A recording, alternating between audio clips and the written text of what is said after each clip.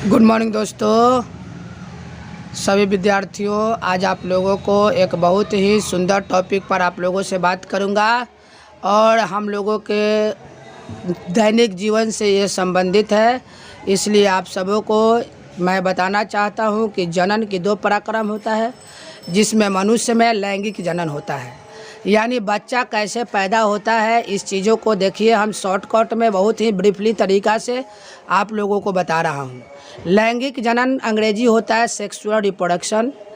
उसमें दो नर और मादा, किसी भी जाति का हो, नर और मादा भाग लेते हैं। नर पुरुष माता पिता कह सकते हैं उसे, मादा स्त्री माता कह सकते हैं उसे। नर में के शरीर में एक ग्रंथि होता है जो वृषण होता है, जिसे हाइड्रोसिल कहा जाता है, और माता में एक ग्रंथि होता है जिसे अंडाशय कहा जाता है।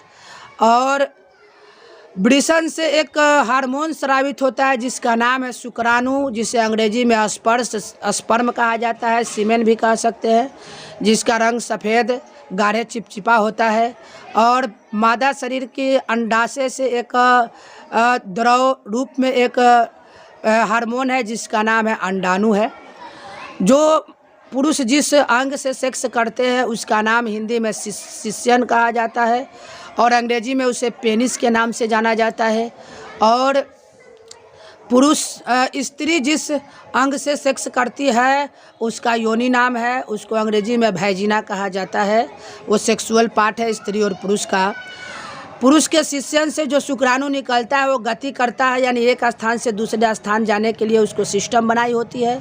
लेकिन स्त्री में जो अंडाणु होता है वो गतियात्मक नहीं होता है, उसमें गति नहीं होता है, गति विहीन होता है।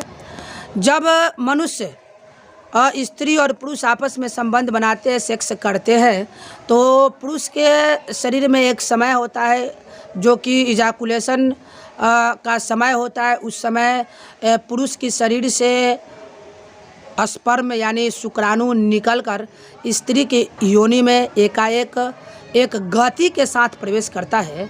उसके बाद जब प्रवेश करता है तो दोनों एक स्थान पर, यहाँ देखिए मैं इसको दर्शाया हूँ कि दोनों एक स्थान पर आकर के दोनों मिल जाते हैं, एक संरचना बन जाते हैं जिस क्रिया का नाम निषेचन कहते हैं।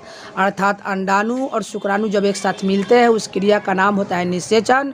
और ये दोनों का जो मिलन होता है उस स्थान का नाम है फिलोपियन नलिका।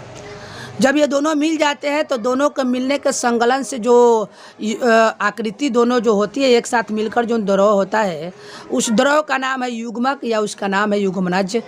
युग्मनज जब बड़ा होता है 3 महीने तक होता है तो उस बच्चे की संरचना नहीं होती है, जिसे भ्रूण का नाम दिया गया है। और 3 महीने के बाद 6 महीने तक लगभग बच्चे का सृजन होता है, बच्चे के शरीर में आकार बनता है। जब बच्चे का आकार बन जाता है तो वह जब 9 माह के बाद वह शरीर से जब बाहर निकलता है, माता शरीर से बच्चों का जन्म देती है जिसे जनन कहा जाता है, तो शिशु का जन्म होता है।